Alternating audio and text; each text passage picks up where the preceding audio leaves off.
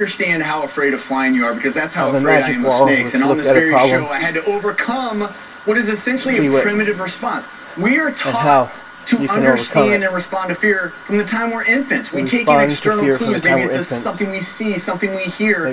We feel fear in our brains, but we're always talking about the mind-body connection. And I'll tell you right now, when you feel fear, something does happen in your body, because it sends signals down your spine to these little glands that sit on top of your kidneys. These are called your adrenal glands. What do they secrete? Adrenaline. There's a reason for that, because back in the primitive days when a tiger's running after you, you better get that heart beating fast. That's the same feeling I'm sure that you all get when you experience fear. But there is something else going on. With chronic fear, with chronic worry, your brain actually does something else. Your hypothalamus signals your pituitary gland, which then signals your adrenal glands to secrete something else called cortisol.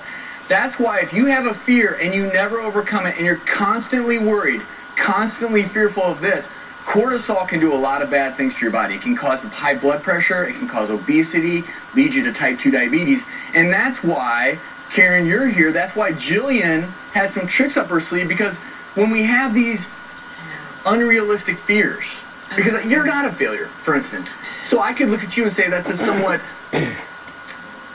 false fear. So after looking at the magic board and seeing what goes on in the body, is another great example of how we need to take charge and learn how to overcome it. You're dead on, and that's exactly what Karen was experiencing when we met, and then the question became, what is this really about? We're not even on the plane. You're not in danger of crashing. And it became a fear of being out of control. In danger of crashing. The real question is, did Karen get over her fear and get on the plane? I'm going to show you what I planned for her and tell you how you can confront any fear you may be facing right after this. To help get rid of chronic fear, because it secretes cortisol, which can affect you. Imagine